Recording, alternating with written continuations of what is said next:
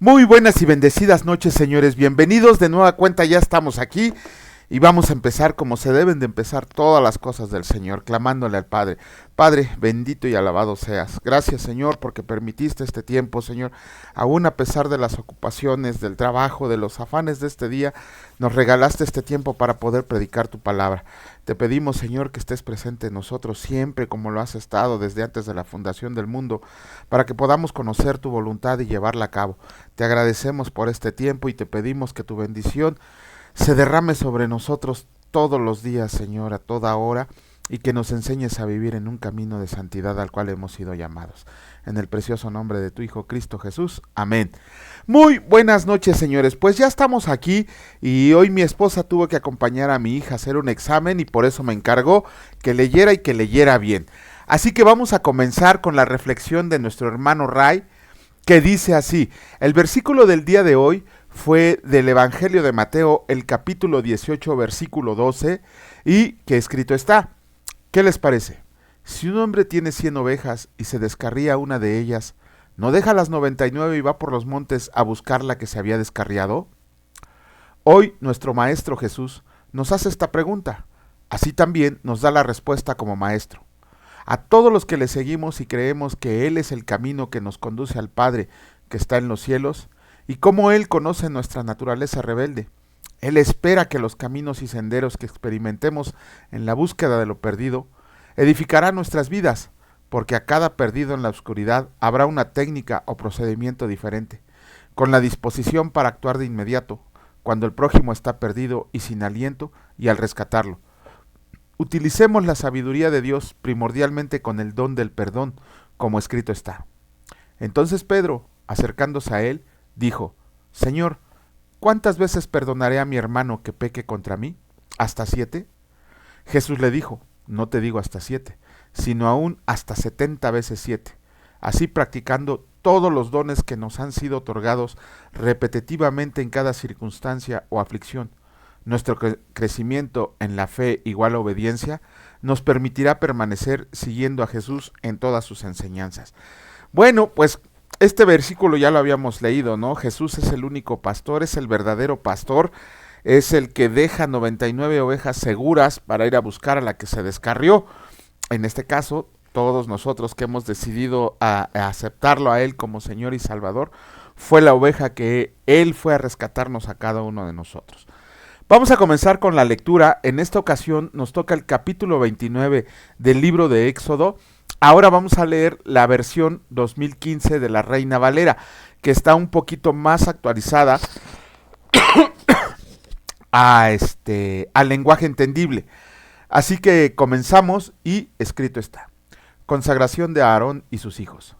Esto es lo que harás para consagrarlos, para que me sirvan como sacerdotes. Toma un novillo y 2 carneros sin defecto, panes sin levadura, tortas sin levadura, amasadas con aceite, y galletas sin levadura, untadas con aceite. Harás estas cosas de harina fina de trigo, las pondrás en una cesta, y las ofrecerás en la cesta junto con el novillo y los 2 carneros. Harás que Aarón y sus hijos se acerquen a la entrada del tabernáculo de reunión, y los lavarás con agua. Tomarás las vestiduras y vestirás a Aarón con el vestido, la túnica del efod, el efod y el pectoral, y lo sujetarás con el ceñidor del efod. Pondrás el turbante sobre su cabeza, y sobre el turbante pondrás la diadema sagrada. Luego tomarás el aceite de la unción, y lo derramarás sobre su cabeza, así lo ungirás. Luego harás que se acerquen sus hijos, y los vestirás con los vestidos. Ceñirás los cinturones a Aarón y a sus hijos, y les pondrás los turbantes, y tendrán el sacerdocio por estatuto perpetuo. Así vestirás a Aarón y a sus hijos. Luego acercarás el novillo delante del tabernáculo de reunión, y Aarón y sus hijos pondrán sus manos sobre la cabeza del novillo. Degollarás el novillo delante del Señor, a la entrada del tabernáculo de reunión. Tomarás parte de la sangre del novillo, y la pondrás con tu dedo sobre los cuernos del altar, y derramarás el resto de la sangre al pie del altar. Tomarás también todo el sebo que cubre las vísceras, el sebo que está sobre el hígado y los 2 riñones, con el sebo que los cubre, y lo harás arder sobre el altar. Pero quemarás en el fuego fuera del campamento la carne, la piel y el estiércol del novillo. Es un sacrificio por el pecado. Asimismo tomarás uno de los carneros, y Aarón y sus hijos Pondrán sus manos sobre la cabeza del carnero. Degollarás el carnero, tomarás su sangre y la rociarás encima y alrededor del altar. Cortarás el carnero en pedazos, lavarás sus vísceras y sus piernas, y las pondrás con sus pedazos y con su cabeza. Harás arder todo el carnero sobre el altar. Es holocausto de grato olor al Señor, ofrenda quemada al Señor. Luego tomarás el otro carnero, y Aarón y sus hijos pondrán sus manos sobre la cabeza del carnero. Degollarás el carnero, y tomarás parte de su sangre, y la pondrás sobre el lóbulo de la oreja derecha de Aarón, sobre el lóbulo de la oreja derecha de sus hijos, sobre el dedo pulgar de sus manos derechas, y sobre el dedo pulgar de sus pies derechos. Derramarás el resto de la sangre encima y alrededor del altar. Luego tomarás parte de la sangre que está sobre el altar y del aceite de la unción, y lo rociarás sobre Aarón y sus vestiduras, y sobre sus hijos y sus vestiduras. Así serán consagrados Aarón y sus vestiduras, y con él sus hijos y sus vestiduras. Luego tomarás el sebo del carnero, la rabadilla, el sebo que cubre las vísceras, el sebo que está sobre el hígado, los 2 riñones con el sebo que los cubre, y el muslo derecho, porque es el carnero de la investidura. También tomarás de la cesta de los panes sin levadura que está delante del Señor, un pan, una torta de pan amasada con aceite y una galleta. Pondrás todas estas cosas en las manos de Aarón y en las manos de sus hijos, y las mecerás como ofrenda mecida delante del Señor. Después las tomarás de sus manos y las harás arder en el altar sobre el holocausto, como grato olor delante del Señor. Es una ofrenda quemada al Señor. Entonces tomarás el pecho del carnero de la investidura de Aarón, y lo mecerás como ofrenda mecida delante del Señor. Esta será tu porción. Apartarás el pecho de la ofrenda mecida, y el muslo de la ofrenda alzada, lo que fue mecido y lo que fue alzado del cardero de la investidura, de lo que era para Aarón y para sus hijos. Esto será para Aarón y para sus hijos de parte de los hijos de Israel, por estatuto perpetuo, porque es ofrenda alzada. Será una ofrenda de parte de los hijos de Israel, de sus sacrificios de paz como ofrenda alzada para el Señor. Las vestiduras sagradas de Aarón serán para sus hijos después de él, para que con ellas sean ungidos y para que con ellas sean investidos. El hijo suyo que sea sacerdote en su lugar y que entre al tabernáculo de reunión para servir en el santuario, las vestirá durante 7 días. Tomarás el carnero de la investidura y cocerás su carne en un lugar santo. Aarón y sus hijos comerán la carne del carnero y el pan que está en la cesta, a la entrada del tabernáculo de reunión. Ellos comerán aquellas cosas con las cuales se hizo expiación para investirlos y consagrarlos, pero ningún extraño comerá de ellas porque son sagradas. Si sobra algo de la carne de la investidura y del pan hasta la mañana, quemarás al fuego lo que haya sobrado, no se comerá porque es cosa sagrada. Así harás a Aarón y sus hijos conforme a todas las cosas que yo te he mandado. Durante 7 días los investirás, y cada día ofrecerás un toro como sacrificio por el pecado, para hacer expiación. Purificarás el altar al hacer expiación por él, y lo ungirás para santificarlo. Durante 7 días expiarás el altar, y lo santificarás. Así será un altar santísimo. Todo lo que toque el altar será santificado. El holocausto continuo. Esto es lo que ofrecerás sobre el altar cada día, continuamente. 2 corderos de 1 año. Ofrecerás uno de los corderos al amanecer y el otro cordero lo ofrecerás al atardecer. Además, con cada cordero ofrecerás 2 kilos de harina fina, mezclada con 1 litro de aceite puro de olivas. Se derramará como ofrenda 1 litro de vino. Ofrecerás el otro cordero al atardecer.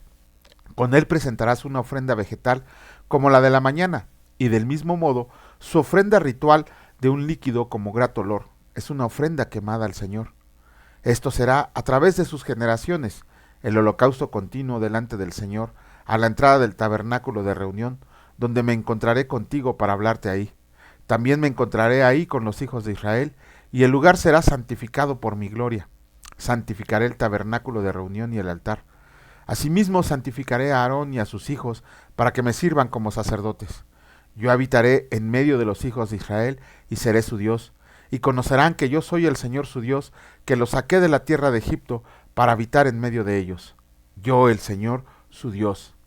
Capítulo 30 del libro de Éxodo, escrito está: el altar del incienso.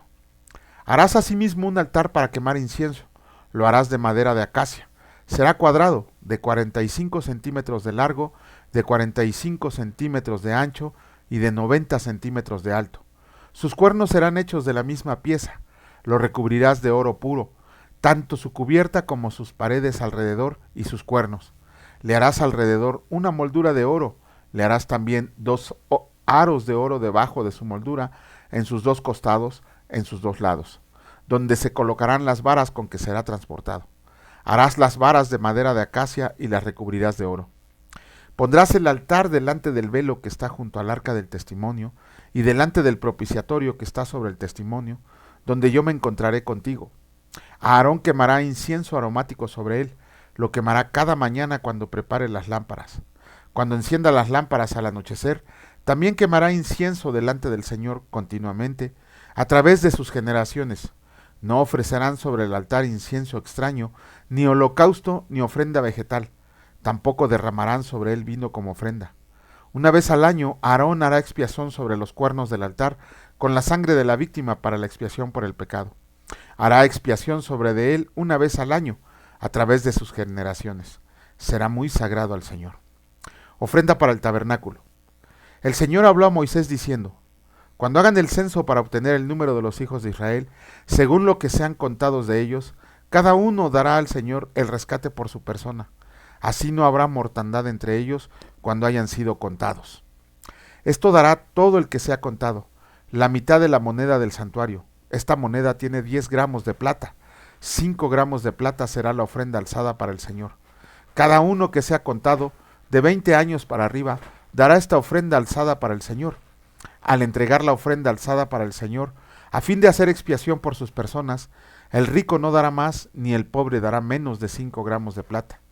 Tomarás de los hijos de Israel el dinero de las expiaciones, y lo darás para el servicio del tabernáculo de reunión. Ello será para que los hijos de Israel se acuerden delante del Señor de hacer expiación por sus personas. La fuente de bronce. El Señor también habló a Moisés diciendo: también harás una fuente de bronce para lavarse, con su base también de bronce. La pondrás entre el tabernáculo de reunión y el altar, y pondrás en ella agua. Aarón y sus hijos se lavarán en ella las manos y los pies. Cuando entren en el tabernáculo de reunión, se lavarán con agua para que no mueran, cuando se acerquen al altar para servir y presentar la ofrenda quemada al Señor. También se lavarán las manos y los pies para que no mueran. Esto será un estatuto perpetuo, tanto para él como para sus descendientes, a través de sus generaciones. El aceite de la santa unción. El Señor también habló a Moisés diciendo: toma especies aromáticas, de mirra granulada, de primera, 5 kilos, de canela aromática, la mitad, es decir, 2,5 kilos, de cálamo aromático, 2,5 kilos, de casia, 5 kilos de acuerdo a la moneda del santuario, y 4 litros de aceite de oliva. Con esto prepararás el aceite de la santa unción. Será un ungüento combinado, obra de perfumista, el cual será el aceite de la santa unción. Con él ungirás el tabernáculo de reunión y el arca del testimonio, la mesa con todos sus utensilios, el candelabro con sus utensilios, el altar del incienso, el altar del holocausto con todos sus utensilios y la fuente con su base. Así los consagrarás y serán cosas muy sagradas. Todo lo que los toque será santificado. También ungirás a Aarón y a sus hijos y los consagrarás para que me sirvan como sacerdotes. Y hablarás a los hijos de Israel diciendo: este será mi aceite de la santa unción a través de todas sus generaciones.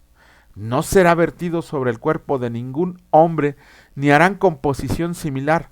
Sagrado es y sagrado será para ustedes.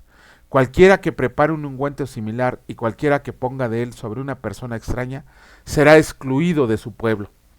El incienso aromático. El Señor dijo también a Moisés: toma especies, estacte, uña aromática, gálbano e incienso puro, igual peso de cada cosa. Haz con ello el incienso aromático, obra de perfumista, salado, puro y santo.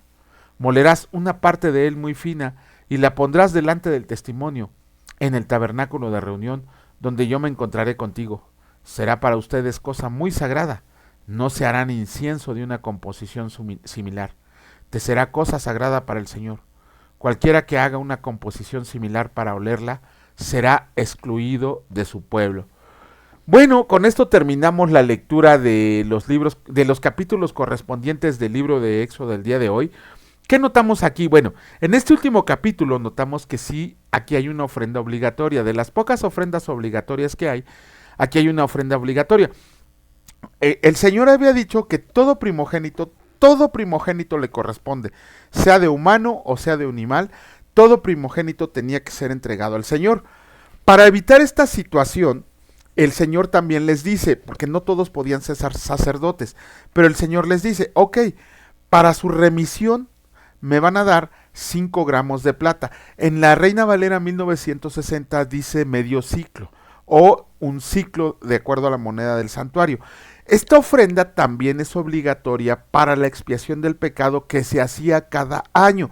Recuerden, lo vamos a leer un poquito más adelante, como cada año el sacerdote en turno tenía que hacer una expiación por el pecado, para que cada persona fuera librada. Ese era el ritual del Antiguo Testamento.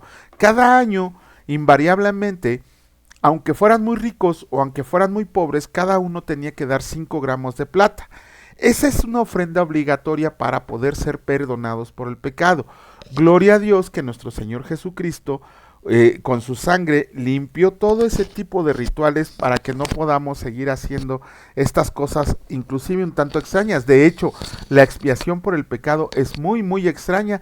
Muchos hermanos en Cristo, muchos pastores tienen aún dudas por la manera en que se desarrolla esa ofrenda. La vamos a leer más adelante, por eso no nos vamos a adelantar. Entonces, cuando les hablen de una ofrenda obligatoria, no es diezmo. Aquí lo acabamos de ver, lo acabamos de leer en la palabra de Dios que no es diezmo. Es una ofrenda, pero sí es obligatoria. Por eso me sorprende a veces estos pastores rateros, esa es la palabra, pastores rateros, que les exigen el diezmo cuando no tienen ni idea de lo que es verdaderamente el diezmo. El diezmo, si hacemos las cuentas en el Antiguo Testamento, corresponde al 23 o al 24% de tus ganancias. O sea, aguas, porque si llegan a oír eso, estos truanes, les van a pedir eso, ¿no? De veras es una salvajada lo que hacen estas personas. Pero bueno, el diezmo fue obligatorio y es obligatorio para el pueblo judío. Para la iglesia del Señor no es obligatorio el diezmo. Las ofrendas son voluntarias y de corazón, pero recuerden que la palabra del Señor dice que Dios ama al dador alegre. No tienes que dar más allá de lo que tú puedas necesitar. Lo vamos a leer en las cartas de Pablo. Ahí es donde él trata el tema del diezmo. De hecho, en el Nuevo Testamento el diezmo solo se toca en 2 ocasiones, en el capítulo de Lucas y en el capítulo de Hebreos. Y en cada uno, en el de Lucas, por ejemplo, es para poner en mal a los fariseos, y en Hebreos es un recordatorio de cómo Abraham hizo el diezmo a Melquisedec. No hay ninguna otra referencia en el Nuevo Testamento acerca de que se tiene que ofrecer el diezmo. Sí se tienen que dar ofrendas. Eso sí, se tienen que dar ofrendas a la iglesia donde te reúnes. ¿Por qué? Porque aquí estamos viendo que todo ese dinero que entraba no solo era para el mantenimiento de los sacerdotes, principalmente era para el mantenimiento del tabernáculo del Señor y posteriormente del templo. Entonces también nosotros cuando demos nuestras ofrendas en la iglesia las tenemos que dar de corazón y se las tenemos que ofrecer a Dios. Olvídense de que se las están dando a un pastor, eso es lo que nos pesa en el corazón. La ofrenda se le tiene que dar a Dios, a Él se le tiene que dar. Que le administra un hombre, bueno, él ya le dará cuentas a Dios de cómo administró eso que le corresponde a él. Entonces sí, todos estos truanes que piden el diezmo y lo usan para sus carros último modelo, cuando estén presentes en el Señor, ante el Señor, lo único va a ser para enviarlos al infierno si no rectifican su doctrina. ¿Qué otra cosa vimos aquí? Otra cosa que me llama mucho la atención esto siempre, es que he estado presente en varias iglesias. Más que nada, antes me mandaban a varias iglesias para evaluar doctrinas. Yo había sido como monitor en el Instituto Bíblico para supervisar que los maestros no mezclaran doctrinas falsas en la enseñanza de la palabra de Dios. Y ese mismo trabajo se me mandaba a hacer a varias iglesias para supervisar la doctrina que estaban haciendo. Y para sorpresa mía, en varias iglesias encontré a pastores que derramaban aceite de la unción sobre sus congregantes. De hecho, con el engaño de que ese aceite los iba a hacer sanar de toda enfermedad. El aceite que se menciona en el Nuevo Testamento, la unción que se refiere es al Espíritu Santo y lo explica Santiago. Pero aquí en el Antiguo Testamento sí era un aceitito que se preparaba, pero bien claro lo dice la palabra. A ver, vamos a tratar de encontrar dónde está. Aquí está. En los versículos del 25 al 33 nos habla de cómo se hace ese aceite de la unción. Pero, dice aquí, clarito lo dice, en cualquier versión lo dice, en el versículo 32 y en el versículo 33, primero dice que no va a ser vertido sobre el cuerpo de ningún hombre, solamente a los sacerdotes les corresponde que se les derrame ese aceite, porque para tomar el oficio de sacerdote en la ley judaica, en la ley del pueblo de Israel, en el Antiguo Testamento, en el Nuevo Testamento no existe una referencia a que algún hombre le fuera derramado este aceite. Más bien, la unción que reciben es cuando se bautizan. Esa es la unción del Espíritu Santo. Pero aquí hay otra cosa.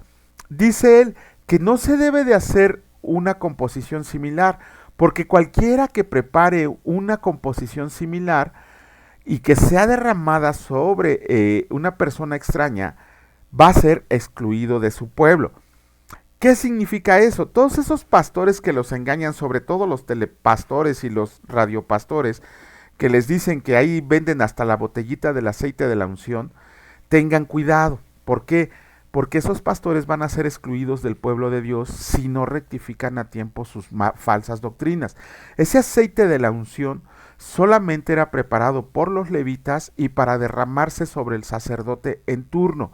No era para ningún hombre, ni ningún hombre podía hacer una composición similar.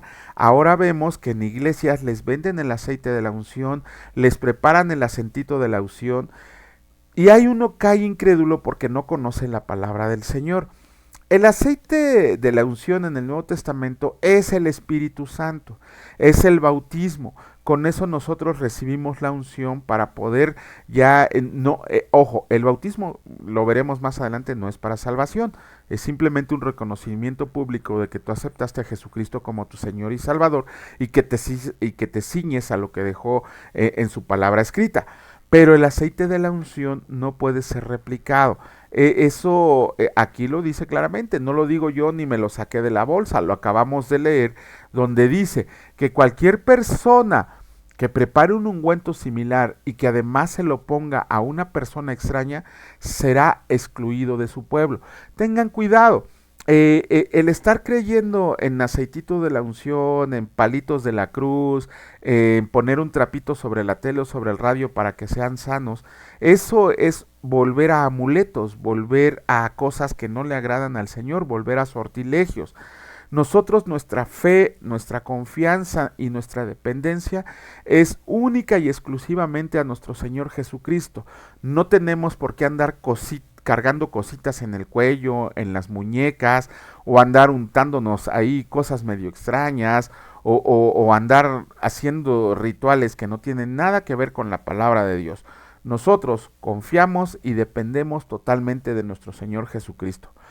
Bueno, vamos a comenzar ahora con la lectura del Nuevo Testamento, que es lo que le corresponde a mi esposa, pero me lo voy a aventar ahorita yo que no está, a ver si no me regaña mañana.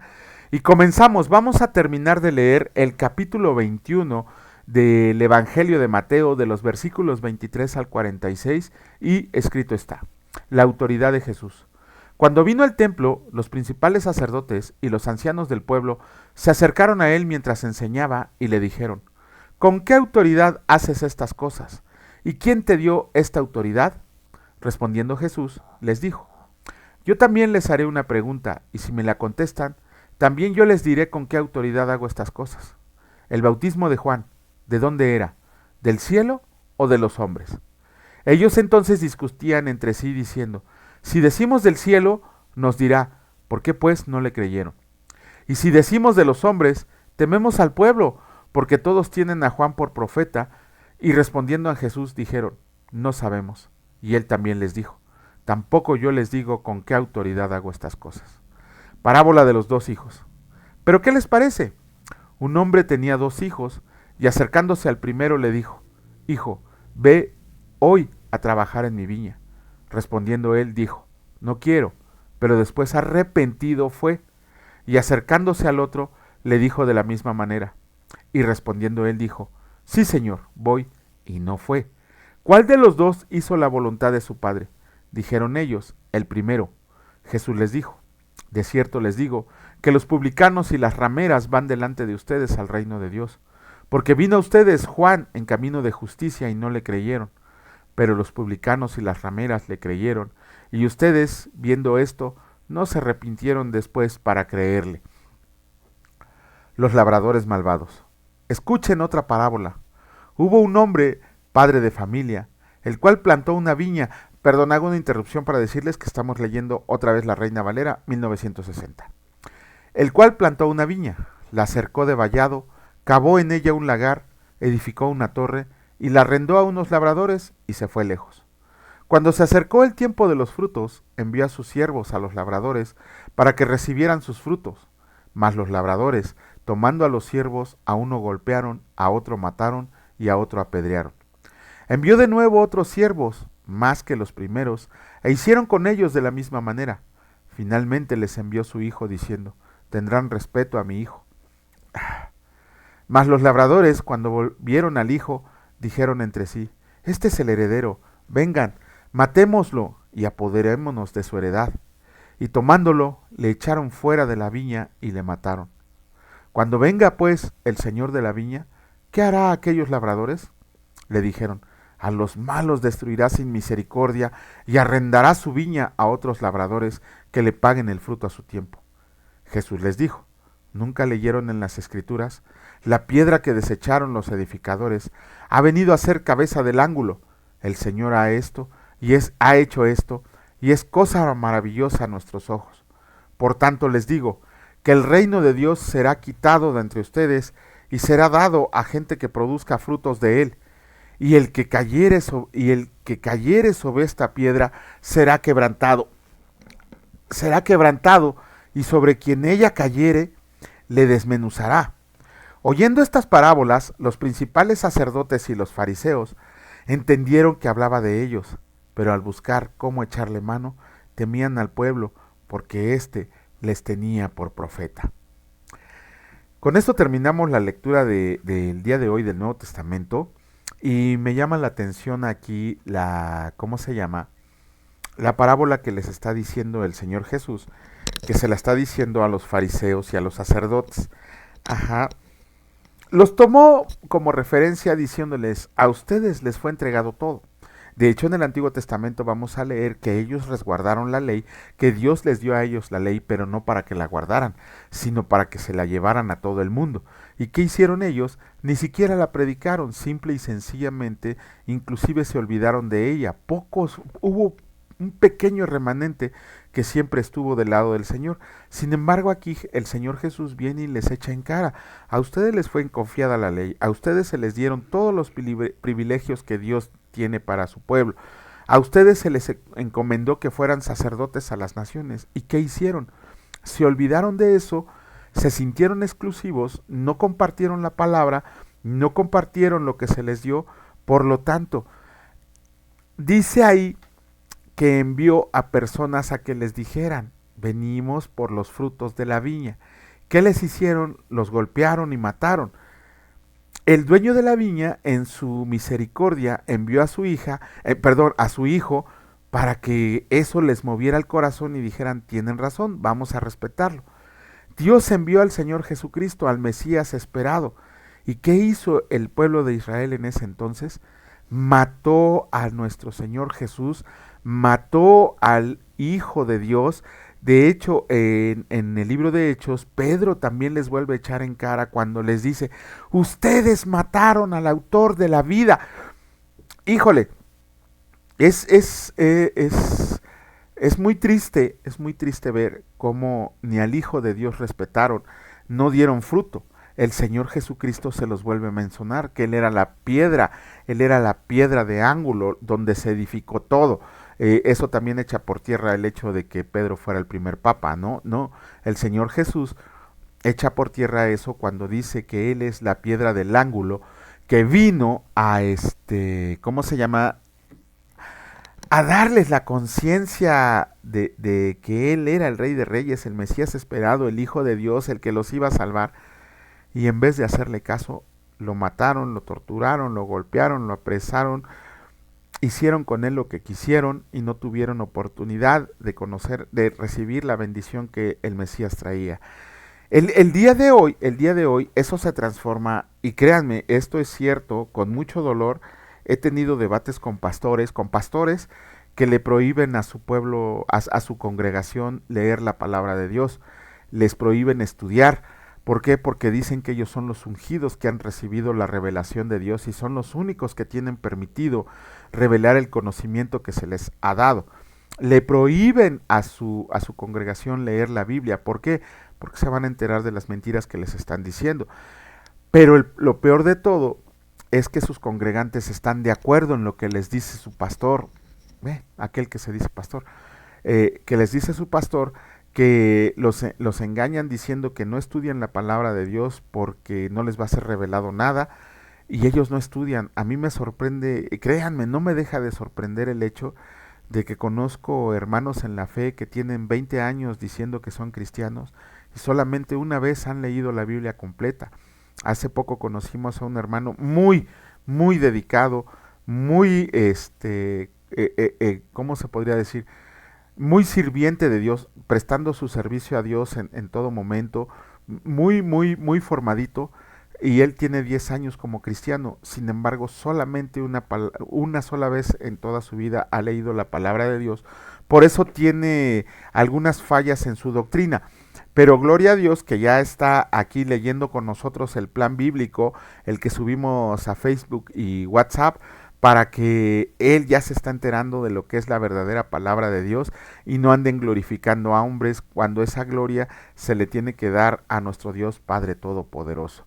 Bueno, con esto terminamos la lectura del día de hoy. Mañana, si Dios lo permite, estaremos aquí presentes. Señor, bendito y alabado seas. Gracias, Señor, por mostrarnos la verdad de tu palabra, por mostrarnos esas verdades que nos dejaste escritas para que no cayéramos preso de ninguna falsa doctrina, sino que siguiéramos lo que tú nos has ordenado hacer. Te agradecemos, Señor, porque nos das la oportunidad de leer, de comprender, de meditar, de memorizar y sobre todo practicar tu palabra, porque para eso hemos sido llamados. Te agradecemos porque aún en estos tiempos de persecución nos das la oportunidad cada día de seguir predicando, de seguir escuchando, de seguir leyendo, porque sabemos que esto trae mayor bendición que cualquier cosa que pudieras darnos. Te agradecemos, Señor, también porque tú todo lo tienes en control en tu mano, Señor. Toda situación mala, toda situación buena, es porque tú lo has permitido. Todas las enfermedades, Señor, toda la sanidad que ha sido derramada, tú también la has determinado, Señor. Todo aquello que decimos que por qué nos pasa, por qué las cosas malas nos pasan, es porque sabemos que tú tienes un propósito y un plan perfecto para cumplirse, Señor, y que se va a cumplir aún cuando nosotros no queramos. Te agradecemos, Señor, porque eres bueno, porque tu misericordia es para siempre y porque la has derramado siempre sobre nosotros.